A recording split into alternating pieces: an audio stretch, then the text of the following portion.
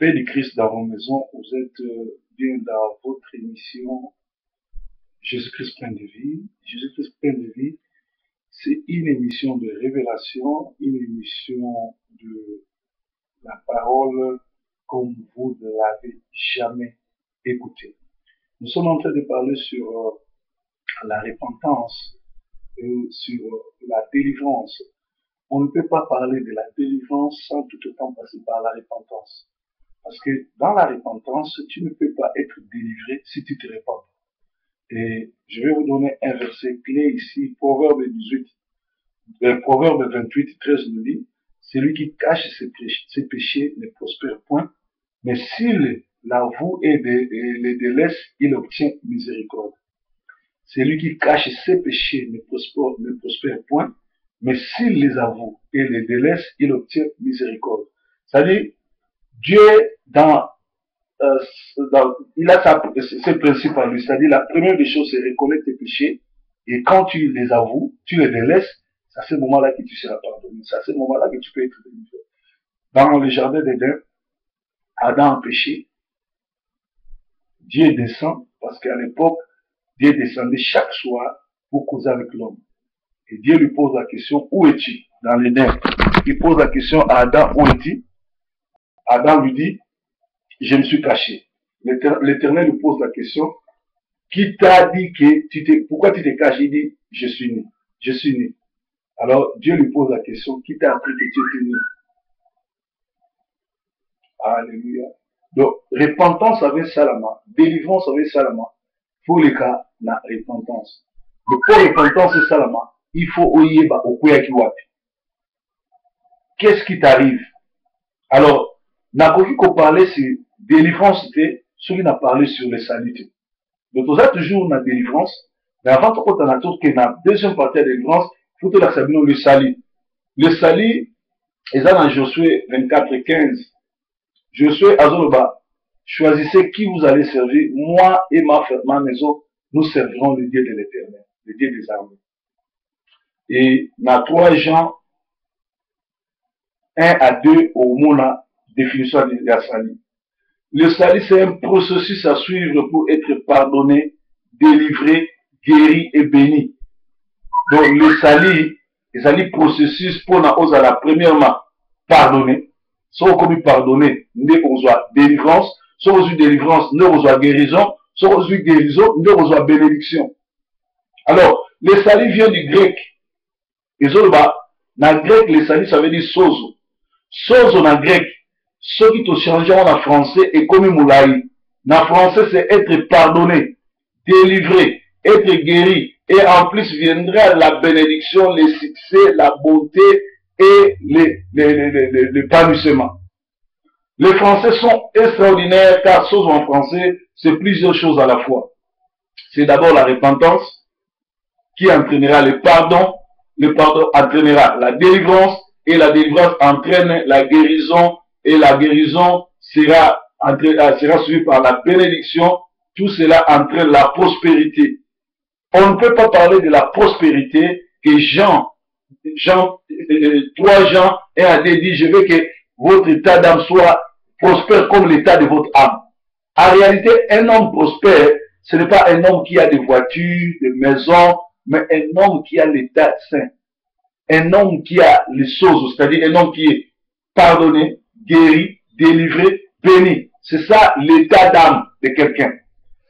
Alléluia. L'apôtre Paul dit, je veux que tu prospères comme l'état de ton âme. C'est l'apothéose. Alléluia.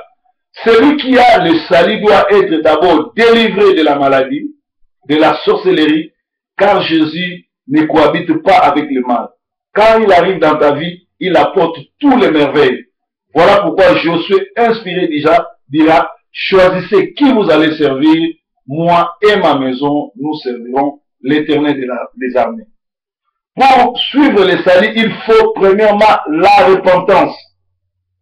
La repentance n'est autre que, la repentance, c'est quand l'homme décide de tout abandonner, de laisser, d'arrêter de pécher pour servir son Seigneur.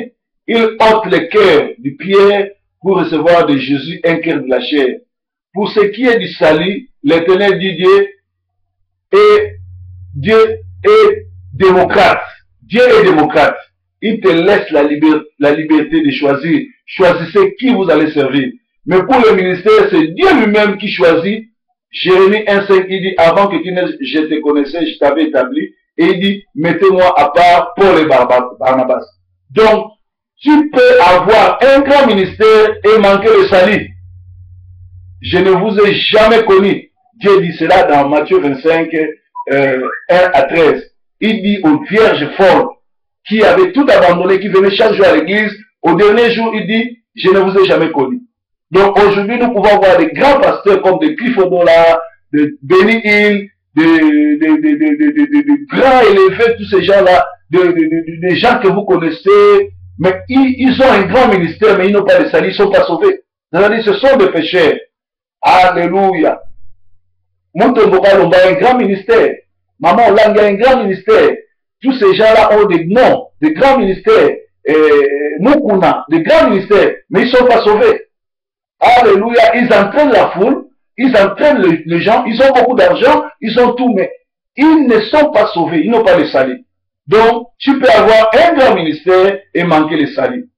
Quelqu'un qui est lui-même captif, comment il peut délivrer les autres? Alléluia. Si quelqu'un est captif, comment peut-il aller délivrer les autres? Aujourd'hui, nous avons des gens qui sont captifs dans les péchés, les gens qui sentent le péché, les gens qui sentent le mal, qui veulent délivrer les gens. Alléluia. La Rousse définit la prospérité comme le développement et l'accomplissement d'une réussite financière. Au Hébreux 6.1 nous dit que tendre à la perfection, c'est grandir dans toutes ces trois dimensions, esprit, âme et corps. Le salut, c'est communiquer la vie où il y avait la mort. Éclairer là où il y a la lumière, là où il y a le noir. Amenons la lumière dans nos quartiers, dans nos églises, dans nos communautés, dans nos pays. Tu peux être riche, mais si tu n'as pas été pardonné, délivré, tu es encore captif, tu ressembles aux chrétiens de Laodicée. Or, sans la liberté, il n'y aura pas de prospérité. On vous a mal prêché. La prospérité, les rois, les musiciens, les footballeurs, les païens sont prospères, mais ils n'ont pas le salut. La vraie prospérité, c'est un âme, un corps, esprit par Jésus-Christ. Alléluia. L'église de Laodicée, c'est l'église des commerces. Nous sommes au 7e église. Nous sommes à l'époque du 7e église, l'église des commerces, où les gens prétendent être bénis. Les gens disent qu'ils ont des maisons, ils ont tout, mais il manque le Saint-Esprit. C'est-à-dire, nous revenons encore sur les 5 vierges folles. C'est l'église des temps des 5 vierges folles. Alors, la repentance, je vais lire ici dans Ézéchiel 11, 19, dit, je leur donnerai un même cœur et je mettrai en vous un esprit de nouveau. J'ôterai de leur corps le cœur de pierre et je leur donnerai un cœur de chair, en fait